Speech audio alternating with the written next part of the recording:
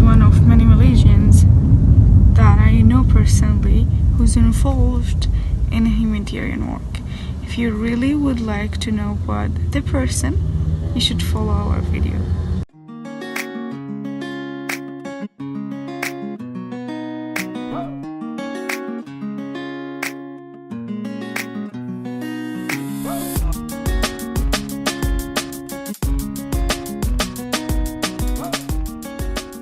Okay, so can you please briefly talk about yourself? My full name is Ahmad bin Datuk Zainuddin, but people know me mostly as Zil Zainuddin, easier to remember. Right? I'm actually, my profession, I'm a trainer and also a life coach. I do a lot of positive mindset change training, communication, and I'm also a CEO and co-founder of Love and Respect Transformation Center. It's a social enterprise. May I know why you involve yourself with refugees? Okay. Actually, there's a lot of incidents that happened that why I'm involved with refugees. In 2006, I was homeless in a foreign country. I tried to do business failed. I tried to get a job, I couldn't get a job. So one thing led to another. I was homeless. So basically, at that time I already I can know how a refugee feels when they come to another country. They can't work, they can't get a job. So the only thing that actually got me out because I had a strong belief, I had a positive mindset, and about 2 months I managed to get out of my homelessness. So then after that I decided, after the incident, I said that I want to help others. Why dealing with refugees is so important, and how many refugees you are dealing with? Okay, I feel that why dealing with helping refugees is so important because I met refugees in 2015. So I heard about the refugee crisis. Refugees was forced to go out of the country because of war. They're all over the world. For me in Malaysia, especially helping refugees is very important because the moment they come to Malaysia, by law legally they cannot work. They cannot work. The children cannot go to public school, and they don't have access to medical care. So a lot of them are struggling day to day, and they are very vulnerable. What I'm doing now is actually I'm choosing leaders in the refugee community. I focus a lot on quality versus quantity, because last time we did quantity, it did not really work. Too many, right? So now we focus on identifying leaders in the community. So, for example, we have Rohingya, we have Syrian, we have Afghanistan, we have Somali. So we will choose leaders in the community, at least 1 or 2 leaders. So currently, right now, I'm handling about 10 of them, grooming them to become leaders in the community. They can do programs for their community. Yeah. So may I know the activities that you have done for refugees for the sake of helping them, and also what your future plans? When I meet the refugees, what we do is we actually meet them and we actually ask what are their challenges, what they face. So there are a few major challenges that they face that we want to address immediately because that is very critical. For example, one is education, quality education. The second is livelihood. They cannot work, so they can't be employed, so they need to find other ways to get income.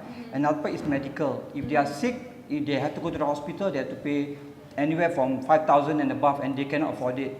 So I focus on these 3 main activities. And then for the future events, what we're going to do is we focus a lot on, for outside, we focus a lot on education.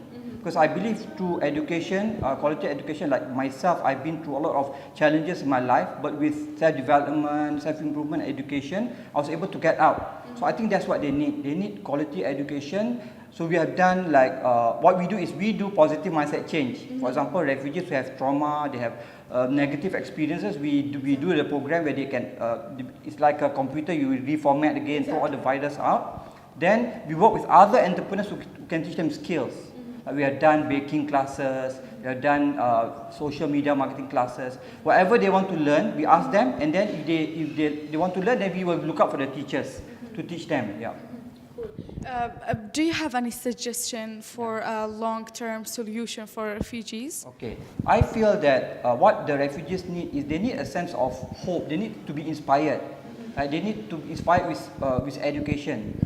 So for me, what I would do is what I went through my life. I had a lot of challenges since I was young. I was bullied in my school. So I had a lot of anger issues. I had low self-confidence. I couldn't even speak one-to-one like this, I had that. So I went through a lot of seminars, attended seminars in my life, and I found very good mentors.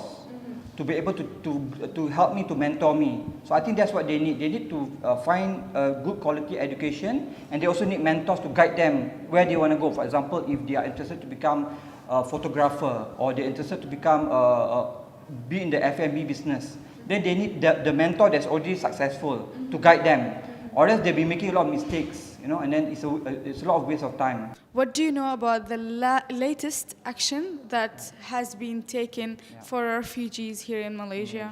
And do you find it beneficial? I'm not sure about what has been taken, because now we have a new government, right? In their manifesto, they have one of the manifesto, they have made a commitment to help refugees, education, livelihood, and medical. But I'm not sure how far they have implemented, because it hasn't been 100 days yet. So once I find, I will work with them. But what I've been doing is, for myself, is I have been, whenever I go for my business meetings, I meet companies, I will share about the refugees and see how the company can help them. Recently, I met a partner in Singapore. They do a lot of health and wellness programs. So I shared with them about the refugees, and they really like the idea. So they're actually now expanding in Malaysia to be able to do business here and also channel the profit to help the refugees with health and wellness. And then it will save them a lot of money in hospitals and all this. You know, the refugees case or crisis in Malaysia, it's semi-forbidden. And I really want you to tell people who's listening to you right now and watching you about the importance of helping refugees and just words for the ones who's listening to you right now. Okay, yeah. So my advice is, when you must give your time to actually help others, not just refugees, but give time to help others. For example, like most of us are busy, even I myself are busy, but we must set a time, let's say once a month, to actually do volunteer work, right? Like for us, we have one help one model, where for every business that we do, any transaction business, some of the profit we will sponsor a refugee into our programs. It can be baking classes, it can be mindset change classes. So I advise people to be able to, if you join this kind of events, volunteering work, then you'll be able to know, when you go down to the ground, then you know exactly what the challenge is. For example, you visit a family, you know that their children are not schooling, maybe their parents have some critical illness, then you can decide, okay, I want to sponsor the child's education. But for me, the most important is getting to know them as a person. They are human beings, and they have dreams. Be in touch with them. Yeah. You must visit them very regularly. That's what we do. Almost every 2 weeks, we go and visit them, find out what is their challenge. So the moment you know what their challenge is, you know exactly how you can help them. If you have money, you can help them with money. If you have your time, you can volunteer teaching maybe language. Knowledge, yeah. A lot of refugees, they cannot speak the language, English or Malay. So if you can volunteer your time to teach English and Malay, then they can speak the local language. Then they can be with the local people here, they can do business, they can do a lot of collaborations. But without the language, they'll not be able to get out from where they are. Okay, so in your language, in Malay language, do you have any quote that related to help refugees in your language? One of the Malaysia that's very close to my heart is, if kalau hendak melentur buluh, biar dari rebung. So what it actually means is, if you want to develop, the buluh, right, they have to, it's a tree, right, you need to develop it since it's young, since it's at the stage. The most important now is to help people when they are younger, right? Especially the younger generation. Yeah, it's true. It's true. With good quality education, you can see them become very successful. Like if you see young people, like even the refugees that we help, like people like Hassan, he was willing to learn the language. Now he's already he's a TEDx speaker. He's sponsored into a university. So with quality education, they can achieve wonders. They just need the right mentorship, people to love and respect them, guide them, and then they can achieve wonders. Because every human being has a lot of potential. So if people would like to join Love and Respect, as a volunteers, would you welcome them? Yes, we do. Yes. We are looking for a lot of volunteers. Okay. And we are not so strict on where you want to come in. As long as you have that desire to help others or to help the refugees, you can join our events.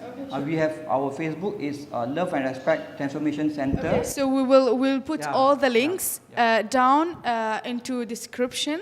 So everybody who would like to contact with the brother Ahmad and helping refugees and dealing with the refugees and have the ability to give, so please contact with him. I really would like to thank you for accepting the invitation, and I hope in the future we have more videos and to just knowledge people about refugees crisis here in Malaysia, and we could find any solutions, advanced solution for refugees here.